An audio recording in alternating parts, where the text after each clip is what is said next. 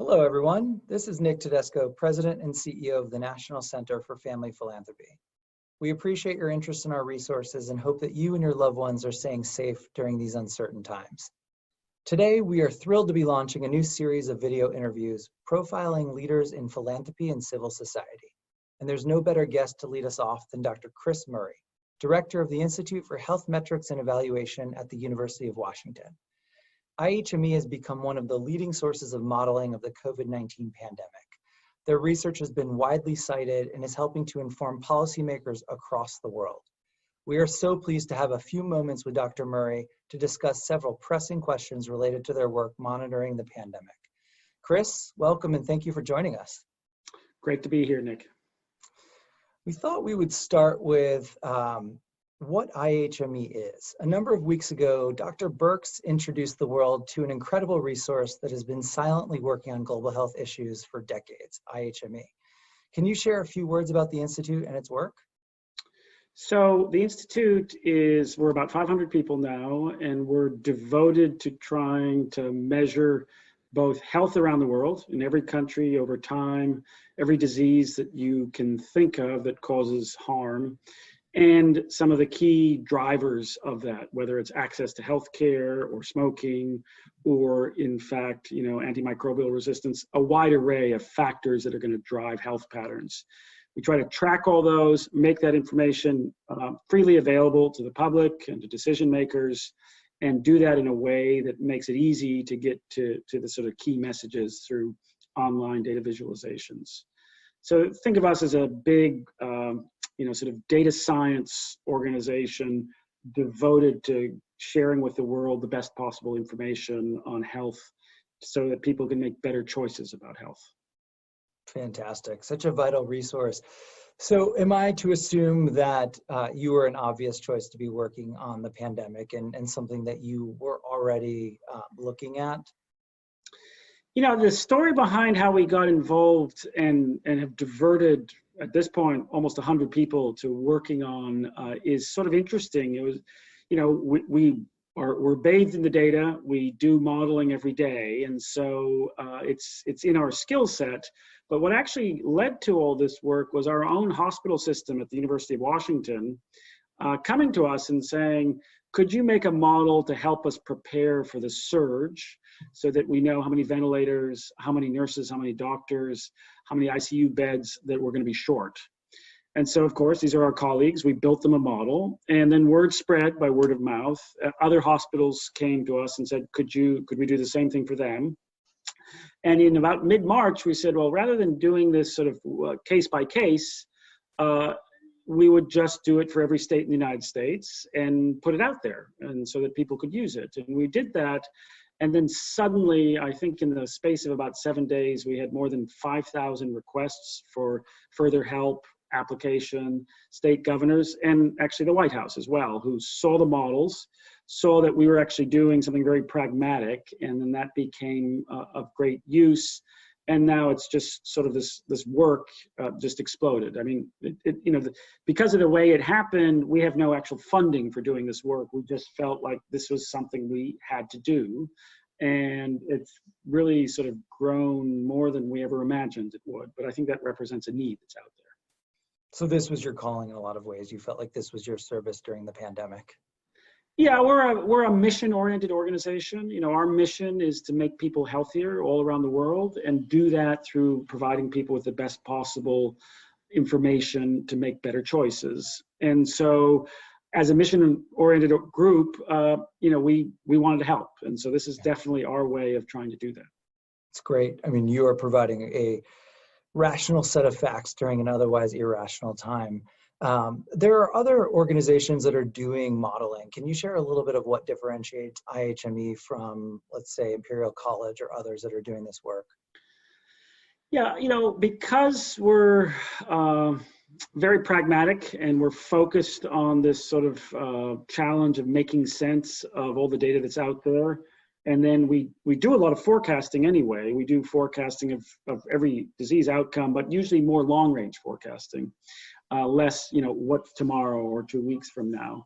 but it's really the same toolkit. The difference is we took our approach, which is to find things that we can see in data, and then try to make inference from that and say, look, this is what we saw somewhere else. This is what we think we'll see in our community or a particular community. And that's a particular approach. So we were very heavily into analyzing data and the statistical patterns in data.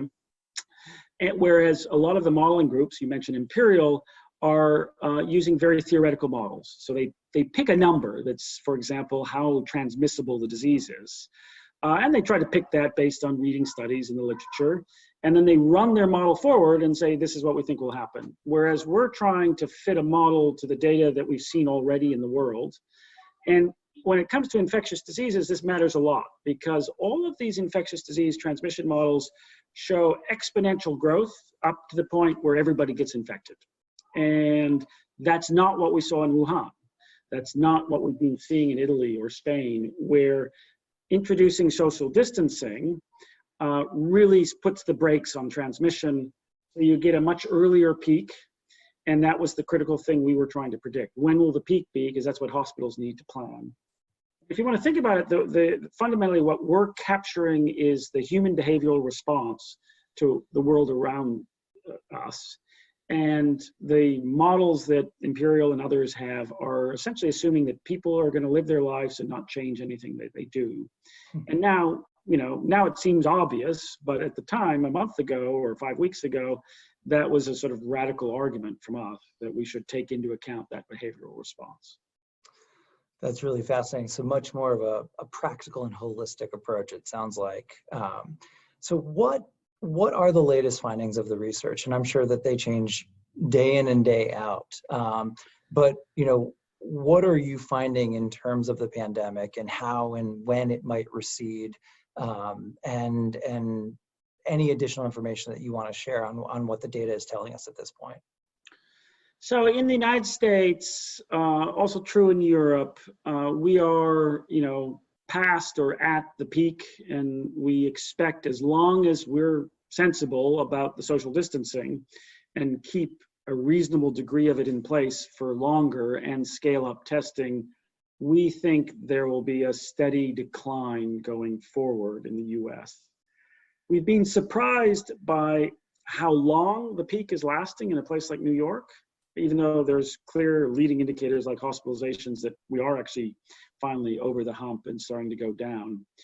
But that protracted peak is longer than we originally expected. I think our first forecast said about 80,000 deaths in the US. We went down because we were seeing more rapid peaks. Now these protracted peaks, we're probably getting closer back to what our original numbers were. So we still think in the US it'll be around about that number come June. Now, we're entering a sort of really tricky phase because some states, understandably, because of the economic consequences, are tempted to essentially take off social distancing pretty quickly. Now, that brings with it real risks of resurgence. And so we think in a place like Georgia, for example, given they're just getting to the peak, that early relaxation of social distancing, as opposed to waiting another 3 weeks or 4 weeks, will make all of the difference. And so it's pretty likely we'll see a resurgence. I don't think any governor is going to let the hospitals be overwhelmed. And so they'll have to put back in place some of these measures. So we're going to see, unfortunately, this sort of stuttering pattern where some people will go too early, they'll see a resurgence, they'll put back on some of the social distancing. But if we do stay the course, if we scale up testing, and we think there's a bit of a temperature effect or a seasonality effect, I think we will start to see things settle down in the summer. It does leave open the very big challenge of a second wave in the fall. And if you think about it, we've been successful in stopping everybody getting infected. And so even in New York City, it's only 20% who are infected, meaning 80% are susceptible. So the possibility of the virus coming back, or the likelihood of it coming back and then having another wave is quite substantial. Now, the good news is we're going to be much better prepared as a nation. We'll have the testing in place. We won't be caught off guard as we were in February and January. Hospitals will be better prepared. We may even have therapies that will work to help reduce the toll of death. But it's going to be a challenge, one that I think we can manage, but there's a tremendous amount of work. We're just scrambling right now to try to come up with better ways to answer that question about how do we get the economy going and at the same time, buy some insurance and reduce the risk of resurgence. And we believe there's ways to do that. It's just trying to find the right combination of strategies. So what are your thoughts about that? I mean, you shared a little bit about the timing and the potential stuttering effect. But what does the data show as to the best approach to reopening our communities? And, at what point do we get back to a place where we're not living in complete fear, where there's kind of enough that's known about this and the continued dissemination of this that we at least can kind of get back to some normalcy? Yeah, with an 8-year-old at home and both my wife and I working full time, 7 days a week on this COVID work, we want some normalcy like everybody else. Here's our way of thinking about this. I think first off, you want to get back to normal as quickly as possible. That's a given. Second of all, you want to reduce the risk of resurgence, because having to put back in place social distancing is going to be extraordinarily disruptive to families, to the economy, and even just politically. So we think the thing is to wait, the strategy is to wait till the number of infections left in the community is pretty low, scale up our testing capacity, which is starting to happen. We saw a doubling in the US of tests in 5 days, from about 150,000 to 300,000, which is a good sign. But we need to go much farther. And then to put some sensible things in place, even when you get to that point in May or June, depending on the state, where you can start taking some of these measures off with lower risk, namely avoid large group gatherings. We now know that up to perhaps half of all transmission is from these large events, weddings, parties, sports events, where there are 100 people infected by one person, right? And so as we learn more about those big events spreading, let's just not take that risk. Let's keep the group events smaller. And then there's the whole question of should people wear masks? And although we don't have, randomized studies, there's enough evidence to say that people should wear masks if in settings where they can. If you put all that together, then I think we've just got to figure out the timing and sequencing where we can keep the risk of resurgence, low. Now, this early relaxation, the Georgia example right now, is just going to muddy the water on this. We could have had a pretty orderly transition, but now what's going to happen is we're going to have some states going into resurgence, other states getting things well under control, and then we have to worry about, other people from those states reintroducing the virus. It's going to create another complicated dynamic. When do we get out of this whole scene? I think when unfortunately, everybody's going to be quite anxious and through the fall, waiting to see if there's a second wave. The probabilities are high, but remember back to the first SARS epidemic, if you can. All the models said there would be a resurgence. It never came. Now, hope is not a strategy, so we can't just sort of hope that it's not going to come back. But we don't, there's just a lot of unknowns here. So I think we have to wait and see. If there is a second wave in the fall, we will be better prepared. We hopefully will start to see, some of the success of innovation around treatments and a vaccine. And if any of that starts to bear fruit, then I think we are getting back to normal, sometime in the spring of next year, where people can feel like even if there is a risk of transmission, it's not going to be this overwhelming phenomenon. So do you think that travel will resume, airline travel will resume in the fall? Do you think that people will be, scheduling trips? Do you think that meetings will resume, or do you think that in more likelihood that what it looks like today is largely what it's going to look like through the end of the year? I think we will have, I'm hoping, I think people are going to have an easier summer because of, there's probably some seasonality. That may lull people into thinking that it's okay to travel. I think a lot of people will be pretty nervous about it, particularly the educated, more affluent people who tend to travel more are going to be pretty informed. So I think there'll be a real reluctance to travel, certainly for personal travel. I think we're all learning that you can do a tremendous amount of work remotely, more than any of us expected. So my guess is people will be pretty reluctant to travel till the verdict's in on the second wave. There'll always be some that will want to or choose to. So the airline industry, travel industry, very challenging over the course of the next year, is my guess. And what about schools? Schools, my sense is we'll send kids back to school. I think we'll, and then certainly nobody's going to keep them out of school waiting to see if there's a second wave, because you can send them to school, and then if the second wave comes, we can close schools. So it'd make more sense for kids to go to school. My guess is that's what will happen.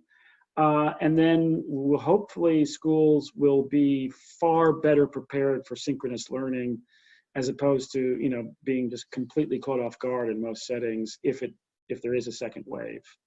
We're being asked by universities whether they should open. We're being asked by all sorts of organizations, and I think we're still trying to suddenly somehow we've become as people in the White House tell us, somehow we've got tagged, we're it, as they say. And so we're trying to figure out ways we can provide sort of evidence-based answers to a bunch of these questions, even down to, should there be summer camps this summer for kids? So stay tuned. We'll try to give sensible, scientifically grounded answers to those questions. There's always risk. Fortunately for, kids, very few children die from this. So the risk is less for kids and more for the community, as kids as the spreader. And then all the things that go along with kids going to school, taking your kid in to school and out, and the sports events and all these other things. So there's a lot of social contact that's not just the kids, having contact with each other and their teacher, but all the other things that go with school.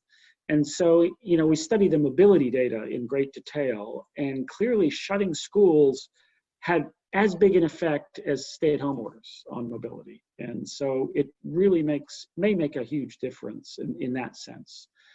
But yeah, gut instinct is we will have schools back open in September, and then people will be watching for early warning indicators to see what happens after that. So just two more quick questions. One is, how have we fared in comparison to other international communities that have faced this pandemic? It seems like, and the conversation has been pretty loud around how our numbers have been quite elevated in comparison to other countries, including China, where this originated.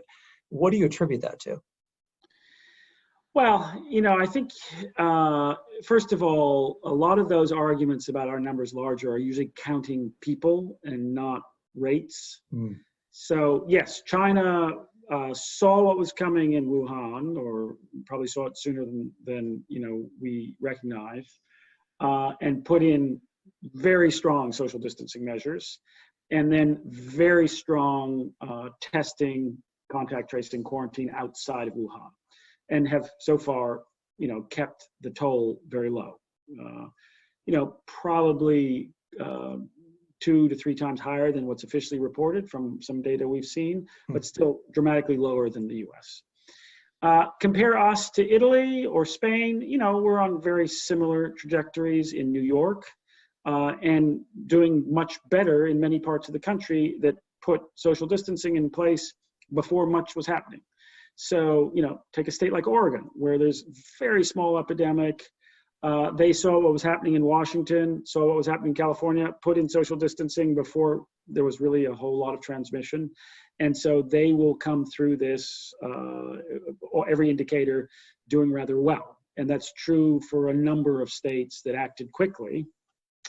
And then I think that the sort of paradox is that states that acted quickly before they had much of an epidemic, I think the community may not be as scared of the pandemic as they are in other places.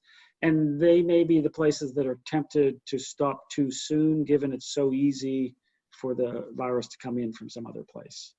So we're in this sort of tricky times in that sense. But I don't see the US having been particularly worse, or it's actually better in many ways than the toll in Italy or Spain. There are some really interesting questions. Why is New York so bad? And I think we now are starting to suspect that density matters a lot. Underground mass transit, or just the fraction of people using mass transit on a daily basis, may be a real risk for enhanced transmission. And we're also seeing that there's a sort of latitude temperature effect. Things may be a little bit less intense in terms of transmission the farther south you go. All of those adding up to this sort of band of more northern cities that are high density, London, New York as examples, with very intense epidemics. Interesting.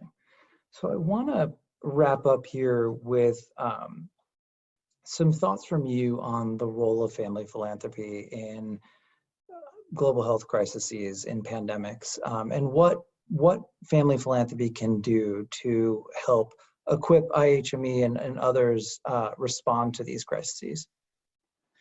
We saw this, so the answer is a huge role. And the reason is the ability to act quickly and, move capital, move resources into an area where there's an urgent need and something can be done. And, in our case, we've sort of taken a crazy gamble. We've said we have no grants on COVID, zero, but we've said this is just our moral responsibility to do this. And we are borrowing people from grants. We've got a sort of, the people who are giving us those grants, the Gates Foundation, Bloomberg Foundation, others have said, that's okay. We understand you're going to be late on your deliverables, but we're going to be in the red on this. And, we've had some people step up, a philanthropist here in Seattle, John Stanton, stepped up and said, look, believes in what we're doing, just wrote us a check. And that's the others as well.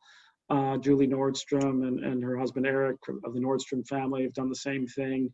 So we've had family philanthropists just step in and help us just in this acute phase. And if you just think about other organizations like us, I think the role of family philanthropy in these sort of acute crises is really, really important. The normal mechanisms and even the big foundations have built up, grant-making procedures that often take a year or more to try to get resources, and understandably so. They have so many people asking for funds. But when it comes to an emergency, it's so important to be able to act more quickly. It's fantastic. So it sounds like family philanthropy has really helped you all prepare to respond to this, and it plays a critical role for your work.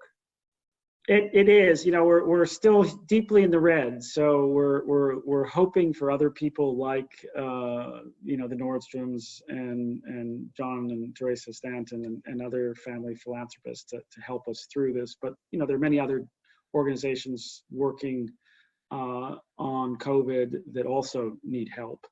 And the other dimension here is, we've talked a lot about the United States, but the toll of COVID may be greatest in low and middle income countries. If you look what's happening in a place like Ecuador right now, we are all worried that is a sign in a place where there's urban slums, just of how, despite quite aggressive social distancing, it may be very hard to contain. And we may see COVID just, fly through low-income settings in Africa and other parts of the low-income world with a huge toll. And of course, there is no there's no ventilators, there's no meaningful capacity to provide advanced treatment. So the only strategies will be, strategies around social distancing, or if we suddenly do get a vaccine or drugs that work, figuring out how to deliver those. So I know we're at time, and I want to ask you one last question.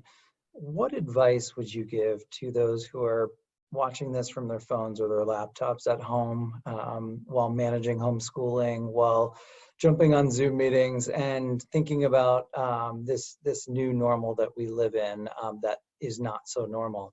What would you say to them about this pandemic? Boy, we're living it like everybody else. Enormously challenging for us all, but I think we will get through it, right? I think we will see an end to this. I think, unfortunately, the economic effects in the world around us and the people who are less fortunate than you and I, in terms of having, steady jobs and that are paying us, will last for quite a long time. And so whenever I think about how challenging it is on my 8-year-old, I also do think that, we're in a pretty privileged position. And so I'm always pretty thankful for that. That's great. Well, Chris, I can't thank you enough. For those of you out there listening, for more information, check out IHME's website and help Chris and his team continue to do their good work by providing some financial support. And Chris, we thank you and the entire family at IHME for all that you're doing and providing the facts when they're so desperately needed. So thank you so much. Thanks very much. Thanks for your interest. All right. Thanks, Chris. Thanks, everyone.